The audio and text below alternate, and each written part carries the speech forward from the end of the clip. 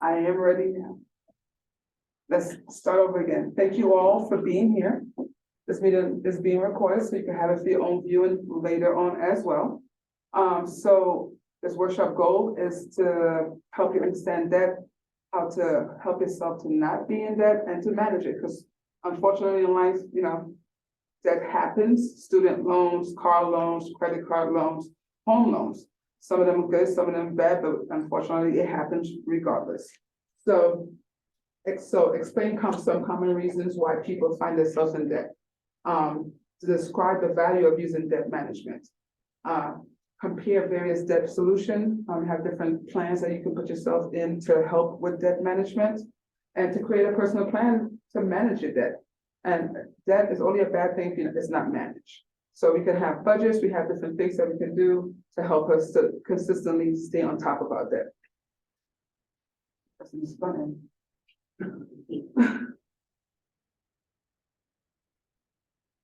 There we go. Okay, so I have a little booklet, give you some key points so I can continue looking, doing the right thing and not forget anything when we speak about it. Oh, by the way, you all are in the room, but this is also a little booklet that you do get, that gives you, is a workbook that you can work through to help you with some debt solutions and debt management problems. So back to my work. Is that booklet part of the attachments? It's not part of the attachment, but I have it here and I am working on getting it as a PDF so I can send it to you all as well. Thank you. I'll have copies in my office though, so if you swing by main campus at any time, I can definitely give you one. Thank you. You're welcome. So the reality of debt. The average American currently has over $38,000 in personal debt. And some may think that's a high number, but there are higher numbers that you can go. So this may be a little high, maybe scary to see, but the reality of it. At least 75% of Americans are in debt, and adults. We do things in life that we don't know beforehand, but for hindsight, we realize that we could have done something different. So this is different type of generations that we all in. So a participation moments. What's your generation? I'm a millennial. So what are you all? You can unmute, I think. I'm in the old group. Yes, Debbie. So would that be the Gen X, the baby boomer? Well, I would say Gen X, baby boomer. Yes, baby. Hey, those are the best groups. Yes. So we got Amy, we got Gabe, we got Jen on here. Jen's just listening though. And Melanie, do you guys want to answer as to what age group you're in? I'm a Gen Z. Welcome, Gabe. Yes, thank you for being here. And Jen, oh, sorry. Melanie's a millennial. Go ahead, Jen. Jen is a Gen X. Hello. I can have one of each group. Look at that. Look at this. That's awesome. You're never too young, never too old or mature to learn about debt management, because we all have it. So as you see, if you break it down by age group, $36,000 is for baby boomers, $39,000 for Gen X, millennials is $42,000, and Generation Z is $22,000. They haven't had any debt, no real life experiences yet to have real debt. Unfortunately, fortunately, right? So hopefully we in this class today, we learn something new and do something different. Well, looks like Gen Z's coming up on that real debt. So as I told you before, debt can impact you differently. Negative impact, and it has some positive impact. But right now we're talking about the negative impacts. So help, your financial security, your financial wealth affects your health. That stresses you out. Unfortunately, it turns into diseases, right? Our body produces hormones that in return from stress will give us diseases, which we don't want to have. So try to not have as much stress. But that's 31% says that worry about debt in general, give them that stress, right? Relationships, when you have financial issues, relationships can take a toll on it if you can't have that discussion when it comes to money.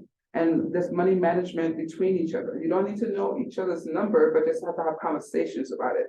That way you can reduce some of the stress that happens between you, and conversations that you can have that's a positive financial conversation versus a negative. Because most of the times the conversation we have when it comes to relationships and finances are negative.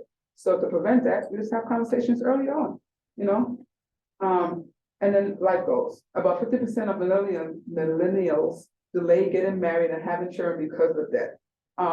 I understand that some people want to have their career, build their fortune, and then go into having kids. However, you can't control when kids do happen and the debt that we may incur when we have kids, because it takes over $200,000 to raise a child without like all the extras that we give them. Sneakers, shoes, tablets, all the things that we may share with our kids. It still costs a lot to have a kid. But if managed well, you can definitely do all the things that you want to do in the world. So don't prolong having kids because of that, but find a way to manage it while still enjoying life and having a family that you choose to have. So, and that makes it difficult to pay for emergencies, plan for your future. A lot of people, like, you need to have at least $1,000 in your account. Granted, we may not have it. Some may have 25, some may have 50, some may have 100, but statistically, you should have at least $1,000 in the savings for emergencies. Tires pop, they're expensive, like $200 per tire sometimes. So you just want to have the emergency to help reduce some of the stress that you may have. But once again, that comes along with budgeting and managing your money in a way that it works for you. So, any questions yet? Anyone? I thought you would do a plug about, you raising 3 boys. That's how you know how much it costs to raise children. I definitely have 3 teenage boys, and it definitely is expensive. 16, 18, and 19. As I said, I'm a millennial myself. This is my 40th year. I'll be 40 this year, and I'm very proud and excited about it. But 16-year-old still in high school, 18 and 19-year-old has just graduated last year, and it's a lot of work. However, having conversations, having them start saving at a young age. I have them with retirement planning, and they'll even have real jobs, because later on in life, they'll thank me. They may not be happy about it right now. Yeah. But later on in life, they'll thank me. But having 3 teenage boys, thank you, Jane. It's a great time, and also sometimes not. Those of you who do have children could understand, and those who don't have kids, you'll find out eventually. All right, so questions for you all. To you, what does debt mean? What's debt to you? All right, calling out to the participants. Go ahead, Debbie. Debt to me symbolizes something that I'm not in control of, because it's always lingering in the back of my mind. I know that it needs to be paid. We pay it religiously. We stay on top of it as far as timeliness, but knowing that financial burden is there it's stressful. And totally agree. Just thinking about it, it can be stressful. To try to avoid that, you put it on papers so you can see your numbers. If you have your numbers in front of you, you know where you need to go, regardless if you have the money or not. You know where you need to go and what you need to do. And it's take the steps to get you there versus keeping it in the back of your mind, because we all do the same thing. You put it back there, it's out of sight, out of mind. If the 800 number calls your phone, you don't answer it, because if you don't speak to them, you have to pay the bill, step to pay the bill. But if we speak about it, and we talk about it, and we do the things that will help us to get to the next step, which is more on the positive side of things, it becomes less stressful. The 800 number call, you say, hey, I don't have all the money right now, but can we do a payment plan? Guess what? They're not going to call you as much, because you're still being proactive towards the things that they're looking for, which is the money that, you borrowed or loaned to them. So that's a great way of putting it, because we definitely don't want to have that problem prolonged, because then it consistently linger. It will continue going through life, and then everything becomes a problem because of this one little situation you have that you can just plan and fix, and have conversations, as I said. So there's different types of debt, right? So debt is amount of money owed by a person or their household for a product or service they purchased on credit. So debt is your principal plus interest and fees, and that's what makes up your debt. And you have different types of interest. You have fixed interest and variable interest. So what are some things that you do have that may have fixed interest attached? Question? Like a house? Here we go. Yes. House, what else? A car? Car, unless you refinance, you know? Yes. And then Yeah. variable, sorry, what were you saying? Student loans. Student loans? Yes. Yeah. And those three things, literally what you said are fixed interest products, which at least you know what the interest will be versus something that's fluctuate, that's a variable interest, such as interest on some, like for instance, some credit cards, like you get it and for the first year you pay no interest, and then all of a sudden it goes up to 29% or 18% or whatever the case may be. That's not something that was planned, right? Or they change it on you because of the society or the IRS changed the rules on you. So like those things, always keep an eye on anything that occurs interest to make sure that you're always having the same interest, and if it do increase, definitely look into it to see why. Because there are fine prints that we may have missed, but you definitely want to know if you're paying more money, why you're paying more money. You know, our bills change because of the currency, or our bills may change, like for instance, Comcast is a bill, may not have interest, but it fluctuates on you after you might have a program that you got when you first signed on to Comcast internet service. And then all of a sudden, 6 months later, your bill skyrocketed. And a lot of times, you know, we cancel, but this is something that we sign into. So definitely check your fine prints of anything that you do sign that has interest attached to it.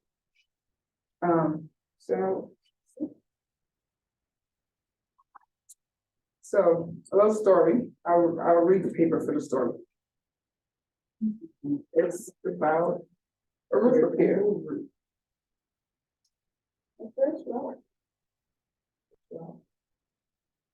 Basically, here we go. So the story is.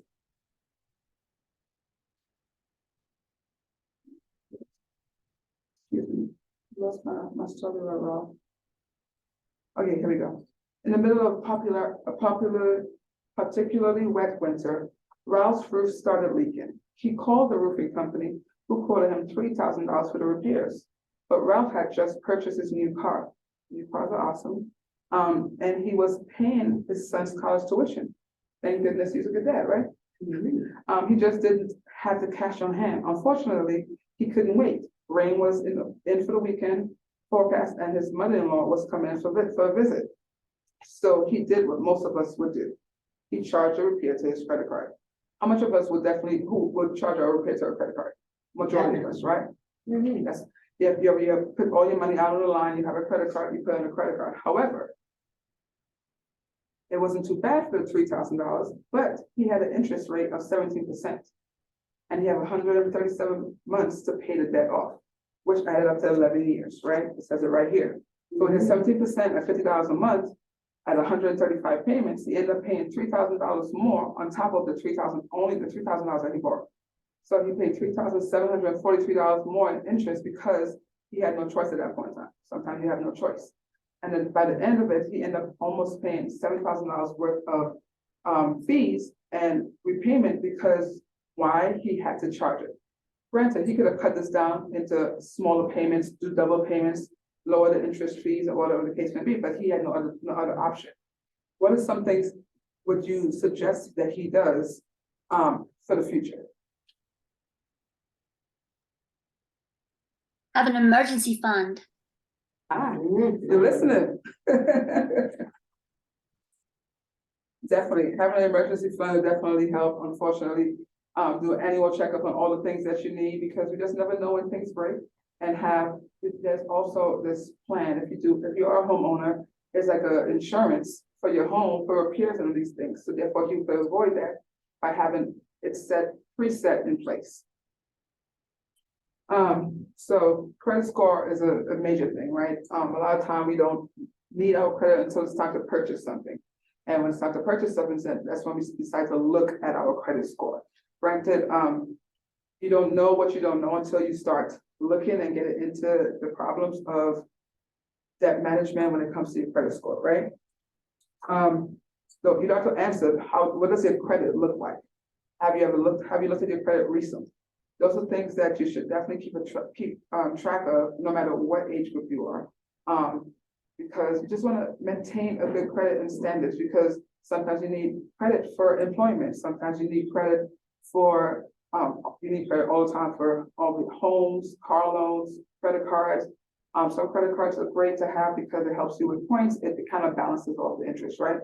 But yeah, available credit is the total of how basically you pay your bills and how on time you pay your bills and your debt to income ratio, which we'll speak about that soon.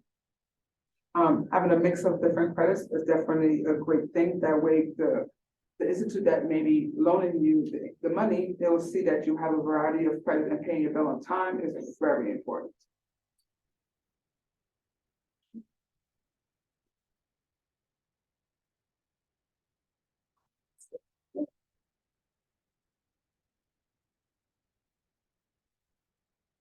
So, who has access to your credit score? Granted, you see these numbers here, these words here, but prior to you seeing this, what will be the answer to that question? Who has access to your credit score?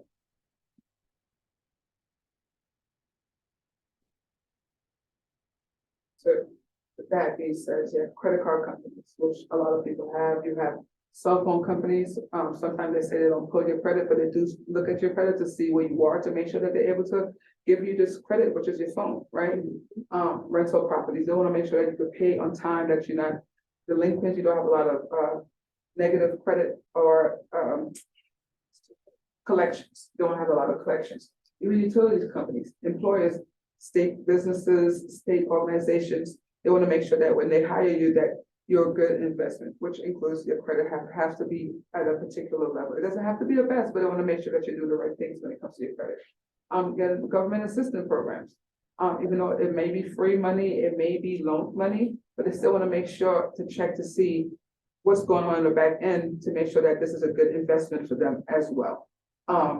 Yeah, government licenses, like for me, I have not to get my licenses and they have to check do a background check on myself to make sure that I'm equipped to even do the job and be in the position I'm in. So like we all go through credit checks on a regular basis, more than we even know. Auto and home insurance companies, that's how they prove if you could get a more affordable rate versus more expensive rate. So definitely keep track of all these things, look into whatever you're doing and see what your connections are and see if they're pulling your credit, see what companies are checking your credit. And then also once every quarter, I think TransUnion or all the credit bureaus, you can get a free credit report so you can keep track of what's going on your credit. And that's part of helping you with the debt management. Because if your credit score is good, that means you have nothing really in collections, you're paying your bills on time, because that all affects your credit. Where can you pull your credit yourself? You could go to each of the sites, which is Equifax, TransUnion, and Equitrust. No, not Equitrust. Experian. Equitrust is a company. I use Credit Karma. Credit Karma, you can. And Credit Karma goes with TransUnion, but if you don't want to have an app, so like having an app definitely works. Credit Karma is a great one. It checks the lowest score, which is TransUnion, I think. And if your lowest score is at a higher number, that means the other categories are at a better level. Experian, the app, is another great one. However, to get all three of them for free, you just go straight to the credit bureau that each one of those three, and you get it for free as well. But Credit Karma is definitely a great one. Thank you for chiming in on that one. Does anybody use any others?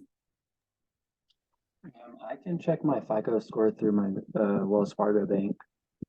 Ooh, okay, Gabe. That's a good one. Anyone else? Awesome. So, once you get this slide, once you get your book, the Debt Management Participant Guide, you can actually go over, I'll include the slideshow as well, so that in the email, so therefore you can go over this book when you do get it, and you go over the slides again and just answer these questions in the book and do the workbook for yourself. That way you can have a better idea of where you are when it comes to your debt as well. Okay.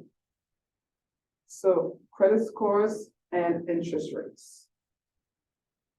So not a little story for you. Both Minho and Javier purchased a $300,000 home with a 20% down payment on a 30-year mortgage, which is typical, right? That's how much this would normally cost for a house. However, the interest rates were just not even 1% or just 1% different. That's it.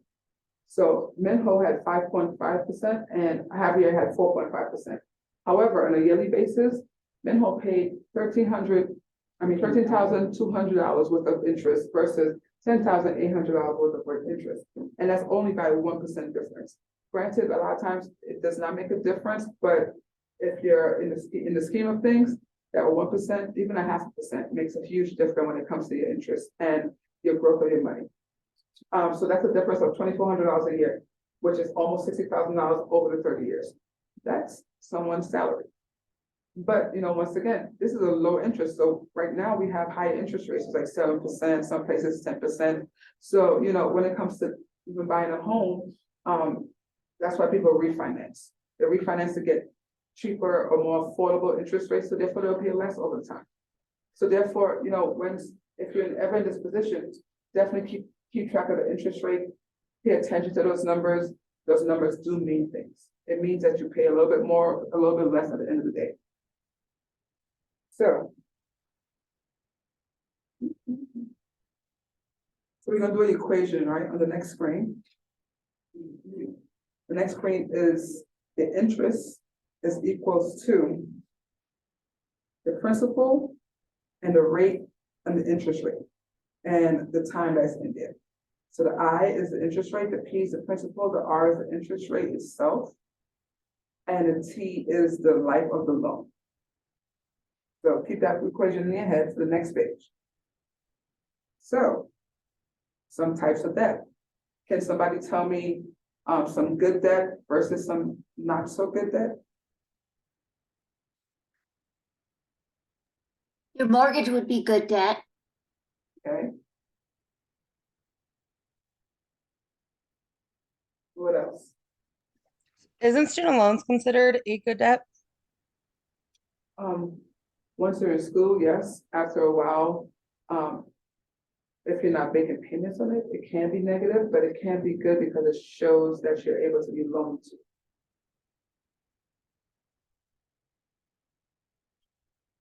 And when it comes to mortgage, you build equity on that. So it helps you to, so it seems bad at first, but over time it becomes a better thing for you.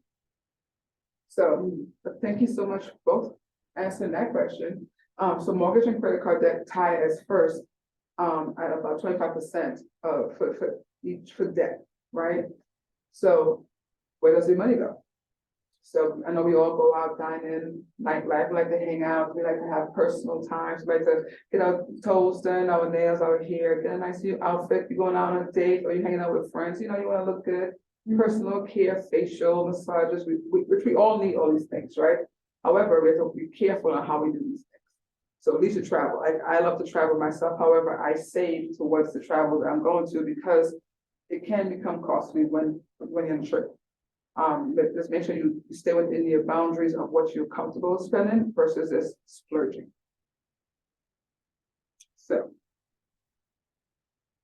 So good debt versus bad debt. Look at you, they're both right on point. Mortgage and student loans. Those are some good debt. Credit cards and a new car is not necessarily as good. It's more bad debt. But however, we all need it. We all use it through our life. We just have to know how to manage it. So to you too for answering that question. You're right on the nose. So as I said, debt to income ratio. So your debt to income ratio is your monthly debt payments divided by your gross monthly income. In the workbooks that you will get has sections that you can put your own information in and see what your debt to income ratio is. So this person, Aditya, she makes about $5,000 gross a month. However, her debt to income is 40%. 40% is almost more than half of your income, right? However, we start wherever we are, and work on getting it to the low 30%, or if you can, 40% of the low is good, definitely 30% is a better. That's what all creditors look for, loan officers look for, anybody when they're coming to lend you money, they want to see at least 30%, at least 40%, but 30% is great. So that is 15% mortgage, auto loan is 13%, credit cards is 13%. Her total expense is 10%, however, it's still 40% of her income. And it's crazy because you think you make $5,000 a month, that's a great amount, especially living in Colorado. It might, it helps you to live a little comfortably. However, you have to also incorporate all other things that goes along with it.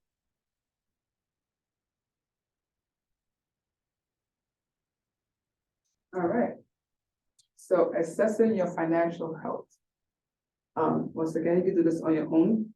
You can check it out to see where you are. These are the percentages, as I mentioned earlier. So unhealthy is more than 40%. Borderline is between 37 and 40%. Financially fit is between 31 and 36%.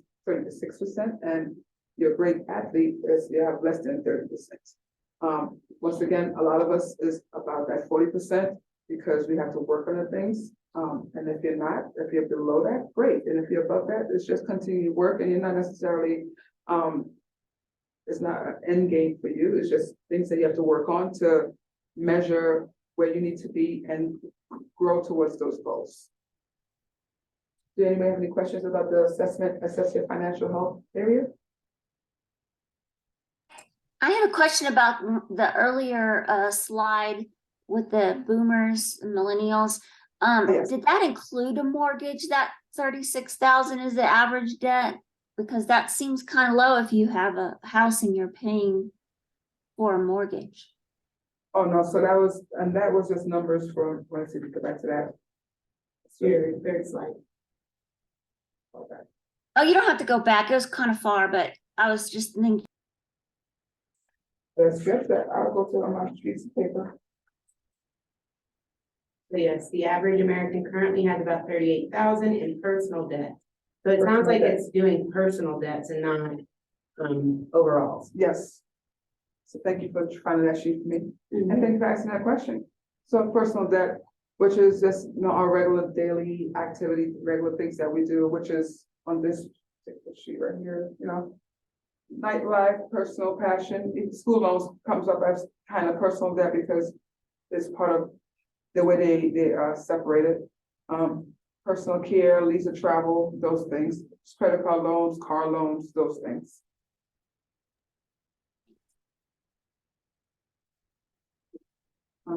This already. All right. So a good way to help you to manage your debt is to create a budget. Budget sounds like a horrible thing, but it's really just managing your money. When we think about budget, we think about cutting off everything and suffocating ourselves because we can't do anything because we're on a budget. And it's not necessarily true. When you're on a budget, it's just basically you're managing your money in order for you to spend it better. That's all it is, right? So per this 50-30-20 plan, 50% of it is your needs, which is your bills, the everyday living, all the things that you have to pay, your light bill, your mortgage, your rent, car payments, insurances, and stuff like that. Your wants are your leisure time, hanging out, traveling, going to dinner, spending time with those friends, spending those kind of money. That's your wants. It's also important. 20% is for your saving because you should always save. Always pay yourself first, at least 10%, but 20% includes saving for long-term goals, saving for yourself, saving for your future. And 50-30-20 will help you to build on that. But you have to plan towards it. It don't happen overnight. You will have hiccups, but building it in this manner, it helps you to see where you need to save, what you need to do. And you may not start at 50% with your needs. Your needs might be 80% of your income. But to get to 50%, you have to change up certain things that you're doing. So with that being said, do anybody have a budget or do anybody manage your money prior? I currently have a budget, yes. Yes. It's not my favorite thing, but it is something. Yeah. And and once again, because we see the numbers and it's like, oh my gosh. However, you see it and you're able to handle it versus not knowing. And having a budget, once again, as I said, it's not necessarily a bad thing. It's just being able to see your numbers and put it where it's supposed to be and then delegated it into the areas. So I have a budget planner I work with as well. I use an envelope system. Most people heard of that, or you can do the jars. You have the money in cash, you pull out your money, you put the money in, say, your needs, your savings, your money free to spend as well, because you have to spend, you have to enjoy your money to give back, and money for your long-term goals. So you separate the money up in those envelopes, you pay your bills, you keep your savings in the manner of, you can leave it in an envelope, you can put it into a bank account, you can put it into a long-term savings account, but make sure you separate your money in a way that once you pay your bills, you know that you also handle all the other parts, which include you having fun and your wants. So definitely, if you want to learn how to do a budget, if you want to start a budget, we could definitely talk about it.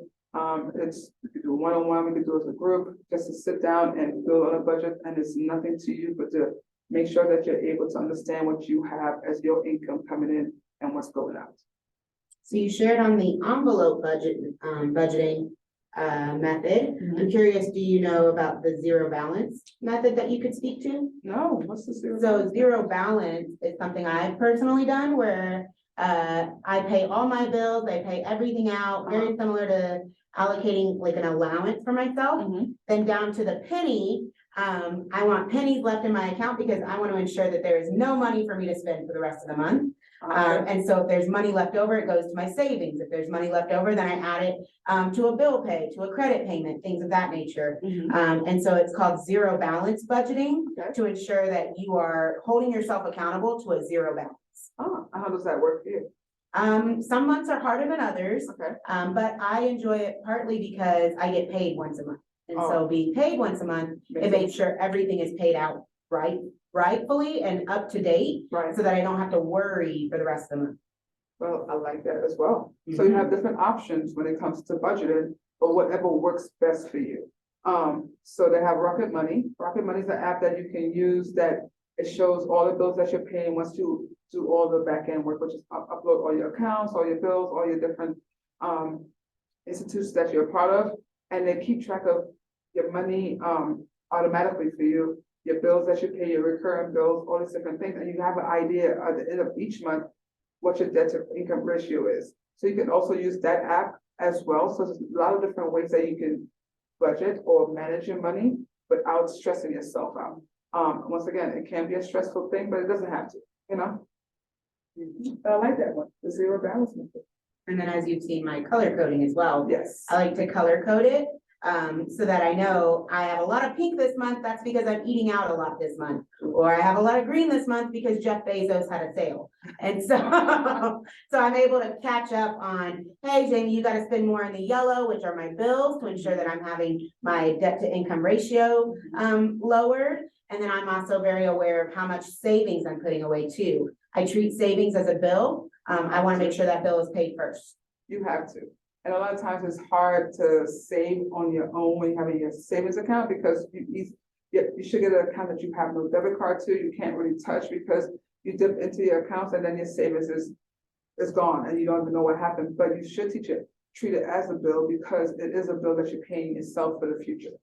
Like retirement planning, right? 401ks, all these different things. Granted, some people don't pay into them, but it's a bill that you're paying yourself for your future. You have different things that you can pay into that you wouldn't see that money, but you know it's being saved for you for the future. So I have a lot of different ways, and whatever method may work best for you, you work with. If it's something that you don't know, we can find methods that will work best for you, because everyone learns differently and do things differently. So therefore, the same method that I may use may not be the same method that Jamie uses. I also think of Kevin Hart when he says, when he goes to purchase things, it takes 3 days to transfer this. And so, my savings is a non-brick and mortar, which means it doesn't have a building. It doesn't have anywhere that I can go and pull up and say, hey, give me my money. It takes 3 days to transfer money to me, but it takes 1 day to transfer money to my savings account. Yes. And so it's intentional in saying, we'll take your money, but we will make you process how long you really need that money. And so for me, if I'm needing to dip into my savings, the first thing I say is, am I willing to wait 3 days? to make this purchase. And so, Then I say, do I really need this purchase? Because I'm gonna have to wait 3 days to get this. And so every time I do or touch my savings account, anything I do with it, I feel like Kevin Hart instantly. Because I'm like, oh my gosh, yes, here I am waiting on the brick and mortar to come into fruition so I can have access to my money. but it saves you. It saves you from, it makes you think versus doing impulsive shopping and impulsive buying, having a savings account that takes about 2 business days to roll over. Like I have a savings account that takes about 5 days. So I only put money into the account. I don't even want the money out because it takes too long. Exactly. But you gotta have something that works for you. So if you, online banking sometimes do work, just find the best one because they have so many different things on the internet. Just make sure you find the right one so you wouldn't get tricked into putting your money into something that's not worth it. Make sure you have a good interest rate as well, so your money is working for you. If you don't have a bank account that's giving you a good interest rate, let's look into some things that work for you. All of those things will help you to build your savings, which will give you the emergency fund that you need for later on, but also give your savings, as Jamie said, pay your bill, pay yourself first. As you paying that bill, paying yourself first for your future self. Yes. Yes, yes, yes. And I want future Jamie to live in luxury, friends. Yes. Yeah. And I'll come over and hang out with you. There you go. All are invited. Please come. Thank you. So here we go, calculating percentage spent. We're back to Aditya. I like that name. I need to figure out where it originated from. So the expense and the monthly totals. So the needs are $3,750. The wants are $1,000. So out of her money, she's already losing $2,000 towards her debt. What is she losing? Towards her debt. What are you doing here? Right. So her percentage spent on her needs, and then her percentage spent on her wants. So she has 20% of that, and her needs is 75%. Remember, she only get $5,000. So therefore, that's how you have to figure out what works and what's best for you. Because sometimes you just can't afford the wants as what you need, right? What you want to have right now. But the needs is what's important. But you can maybe cut it down. You don't have to have the whole pie. You just have a piece of it, right?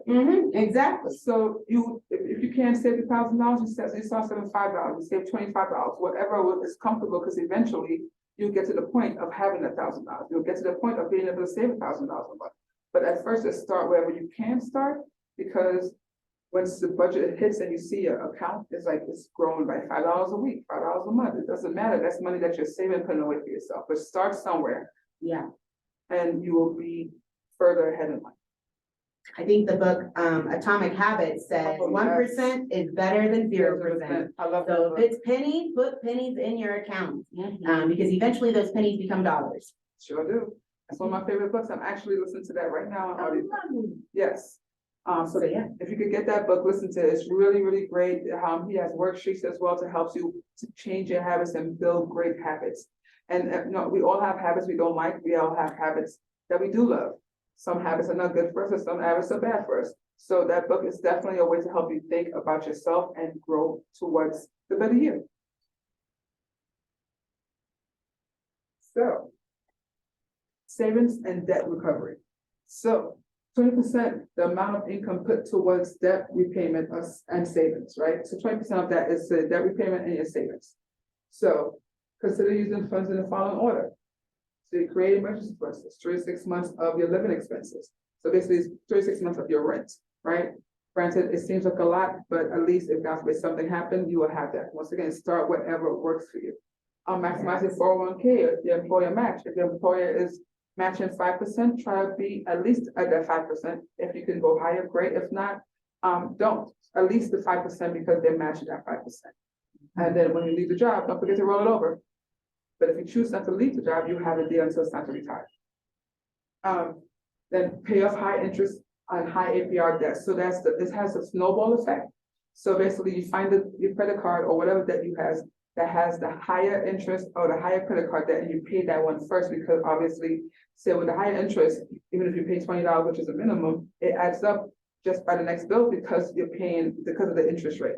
Now you're making the same payment Over every time. Exactly. So that doesn't help you. So pay a little bit more of that. So pay more of that bill, because the one with the lower interest might have a higher card balance, but you wouldn't gain as the interest wouldn't grow as fast. Correct. So but you could also either pay off the higher bills and pay off the lower ones last. So you find which one works best for you, but definitely pay off the debt faster on which one has the highest interest is like one of the bigger thing because interest, it just grows and gains, and as you pay your bill and you feel like you're not paying anything at all because it looks the same each and every month. Which one of us, how much of us have been to that? Like you pay a minimum on your credit card or you pay a little bit more, but it still seems like it's just, the bill looks the same each and every month. I know that I have. I know I have. Anyone else on the Zoom?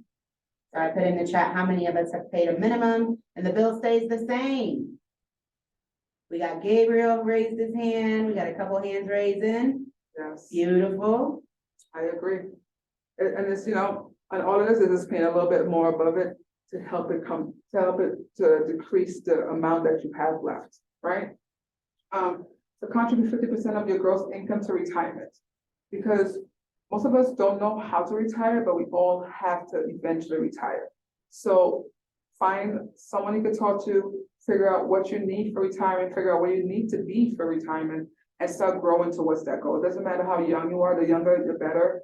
But that's definitely reach to the goal of retirement. And retirement is basically not having to work unless you want to, right? So you retire from all of the jobs that you've done that you had to do throughout life, and then between age 65 and 70, because they're going to raise the retirement age. Oh, they are. Yeah.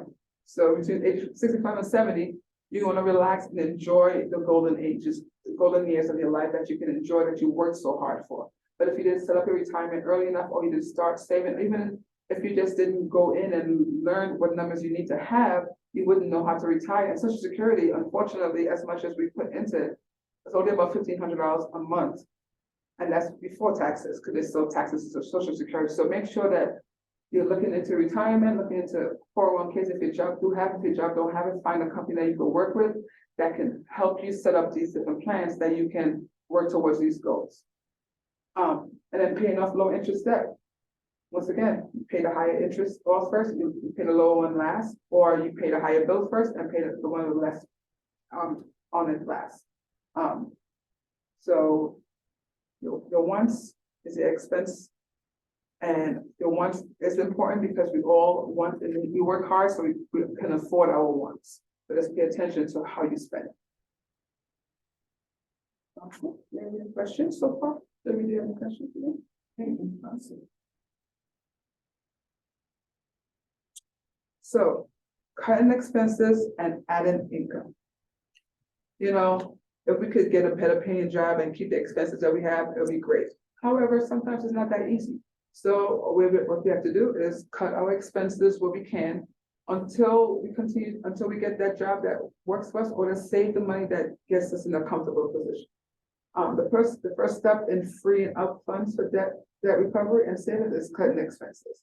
So sit down and go over your bills, go over your expenses that you have, and see, like Jamie said, she has a color coded, so she knows what she's doing extra on certain months, period of times versus not.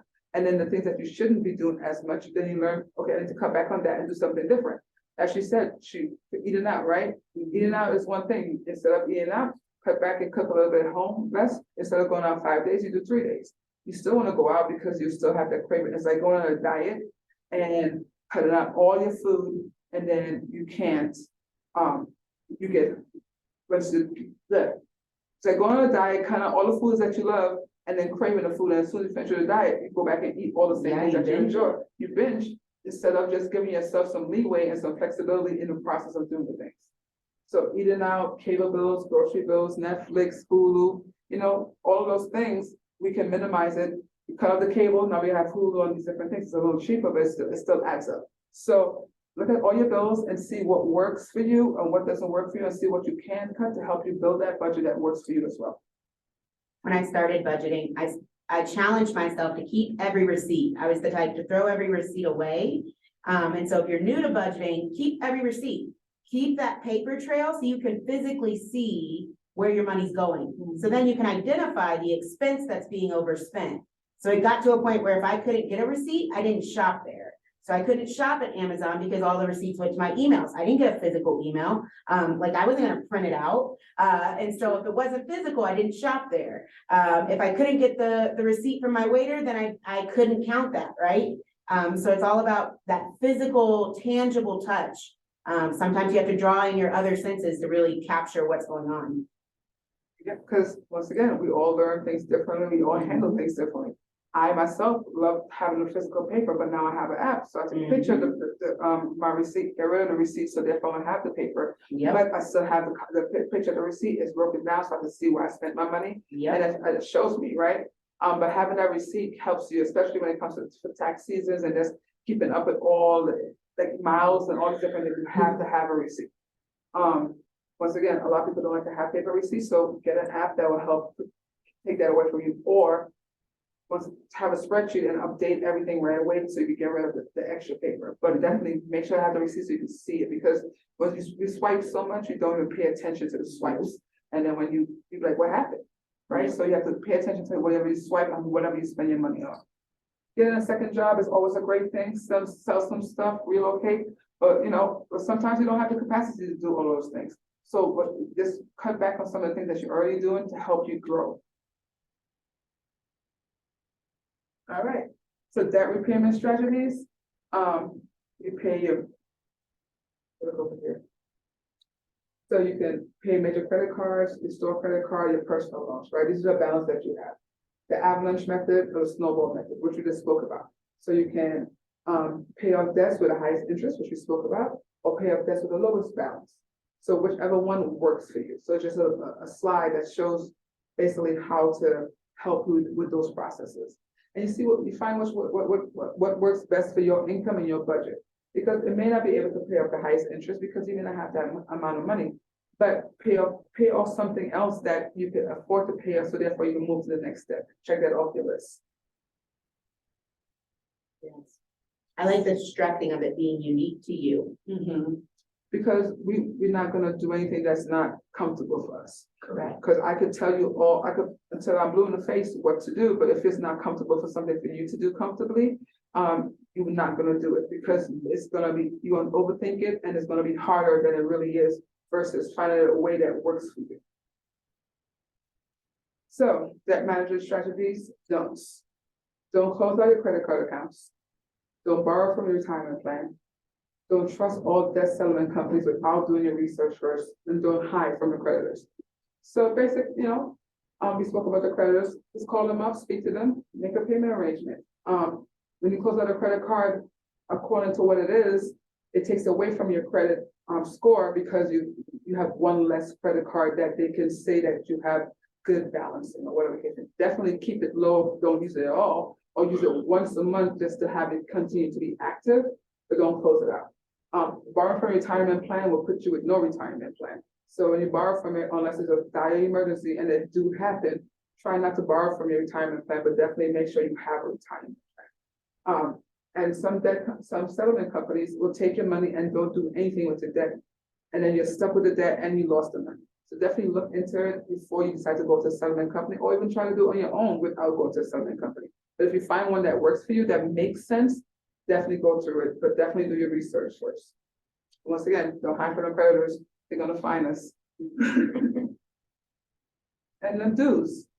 So dues, do negotiate with creditors, do get credit counseling, do consolidate your debt, and do hire a debt settlement attorney if you're to that point. If you don't do, then definitely just negotiate with creditors. If you need credit counseling, great. But definitely pay on the debts, look at the different ways to pay on your debt, and do some slideshows. Yes. Do pay your settlements, pay on your debt, do the different method that works for you. Don't do the slideshows, but do the method that works for you. Look at the slideshows and see which section resonated with you best, and try to build on that. Because they have some great information on the slides, and my phone number is dial away. I have open to any questions whenever. And the payment strategies, So you have A, B, or C, however you would choose to pay. You can pay credit card A, credit card B, credit card C. You have the interest of 18, 16%, and 17%. You have the balances and the minimum payments. So 17%, the minimum payment is $100, right? Because it's higher. However, you have 18% interest, which is only 1% difference, but you pay that off because only it's $4,000. You pay the $500 off, but you try to pay the $4,000 because it's a little higher than $500. You make payments on it as well, but you try to take care of the 18% because it's higher. Granted, the $15,000 is a lot, but you wouldn't gain as much interest as fast, right? So the average, so break this down. Average interest is 70%, total balance is 19,500, total payment is 145.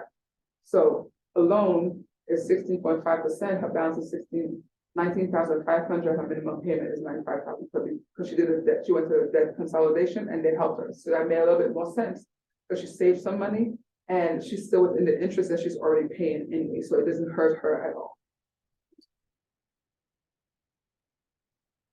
So when you can't pay your debt, it happens and it's understandable, but you know, what we have to do is communicate. And it says about 35% of adults with credit history have a debt in collection owing an average of $5,178. In 2018, there were more than $750,000 of bankruptcy filed. Yes, we could file for bankruptcy. That takes about 7 years. However, don't go down that route unless you necessarily have to, because it takes a little while and it definitely messes your credit score and your credit up for a long time after. But once again, sometimes we're in positions that we have no choice. So you have to do what's best for you and your situation. But definitely pay attention to what you have because as adults, we do have a lot of debts and, you know, society didn't help us to understand that. And that's why we have financial literacy classes and awesome people like Jamie to help me come in to share this with you. Because we want to make sure that we continue to grow a world that we're able to handle our money, manage our money, and do the right things for ourselves. So our future self will be happy about it. So, there's some debt collections. When debt payments are past due, your account is transferred to collection. So it stays on your credit for about 7 years. It can be emotionally draining because the 800 numbers is calling you all the time and you don't want to have it. Collectors may sue you or try to at least, which may lead to wage garnishment, liens on your property, and foreclosure or repossession. And people lose their license, people end up in jail. Like it's so many different things that can happen when you have debt. But once again, handle it before it gets to this point. These are some extreme measures, but it happens. What happens most of the credit report, and it stays on your credit for 7 years unless it's something that you can negotiate and have them removed earlier.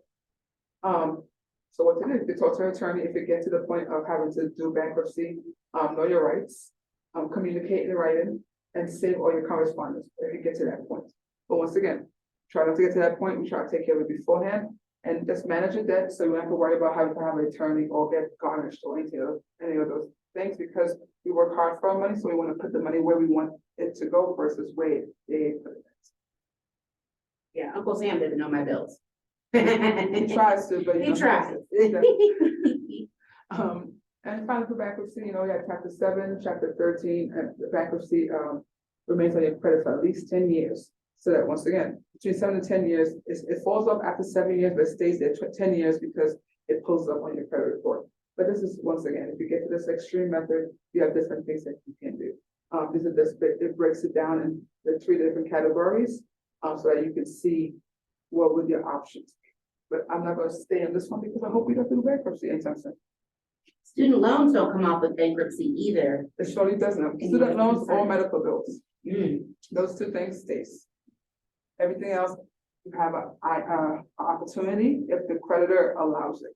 So you still have to go through a whole lot on the back end. So you still have to talk to the creditor, go through the process. But it helps. I had to do a bankruptcy once in my life. That's why I could speak towards it. It helps when you need it, but definitely don't get to that point. I did it and I did not need it. I did it because at that point in time I was like, oh, this is easy to do, and I did it. And then now I look for hindsight, I was like, I could have done so many different things. And I was not in like any major debt, but I did it at that point in time. I was young. I wouldn't say dumb, but I was stupid. Keeping it fun, you know. But at the end of the day, you know, you take care of yourself, take care of your credit, take care of your internal soul, and continue paying attention to the money that you have in your house, in your account, in your life, and make sure you take care of it. And so far, you're already ahead of the game. You know more than most people in America. So nearly two out of 3 Americans couldn't pass the financial literacy test, and that's in 2016. That wasn't too far away. That was recent. The benefit of being debt-free is obviously less stress, more smiles, less wrinkles, better health, as I mentioned earlier, improved relationships because you have that communication that you have between each other regardless. You have confidence in yourself because you're doing the right thing for yourself when it comes to your money. And then freedom. Financial freedom is the end game. Because you have financial freedom because you did the steps to get you to that point. And at the end of the day, we want to be happy, we want to be less stressed, we want to travel comfortably because we did the right steps when it came to our debt and savings. And so it's a little story about Emily and her financial burden. Emily is a project manager at a computer company. She makes a decent living, but she can't seem to get ahead financially. And it doesn't, once again, it doesn't matter where you are in the playing field. You can have a lot of money, you can have no money, you can be working at McDonald's, you could be a president of a company. It doesn't matter if you don't know how to manage your finances, you'll still be in the same position. In fact, her finances just seem to be getting worse, even though she has a steady income. Work with a partner or small group to help Emily become financially stable. So this would have been an in-class thing so that you can sit down together and discuss and brainstorm and work on finding ways that she can do better. So it says first, see if there's anything she can do to revise her budget, then give her some recommendations on how she can manage her debt. So on the next page, it shows you a summary. Short Emily. So that's sort of like the final group project that we can sit down together and discuss, because now that you have been to the slides, you have better ideas of how to manage your debt, how to maybe build a budget, different things you can do to pay your cards off sooner rather than later. This can be a little situation that you could put yourself in and see what you can do to help yourself be debt-free. And summary of it all. I appreciate you all being part of the class, being here. You should have learned that there are many types of debt, but the worst debt are unmanaged debt, which is definitely communicate and do the right things. Creating a solid budget is an important start becoming financially stable. And having, instead of using budget, we say money management, because budget scares everybody. It's like diet scares you instead of just changing the way you eat. You don't have to be a diet. It's just changing your habits. Habits are a thing. I mean, habit is a thing. 20% of your income should go towards paying off debt, create an emergency saving plan, and savings for retirement. Knowing your rights as a consumer and the available resources online will help you deal with overwhelming debt issues like collections and bankruptcy. So we don't want to get to collection, we don't want to get to bankruptcy. However, just reach out, talk about it, figure out what you need to do, sit down with pen and paper and write down your bills and see what your bills are. And then make sure at the end of the month you make the income to pay those bills. And literally just balance it all. Get new habits that will help you to continue to gain your financial security and be happy in life. So with that being said,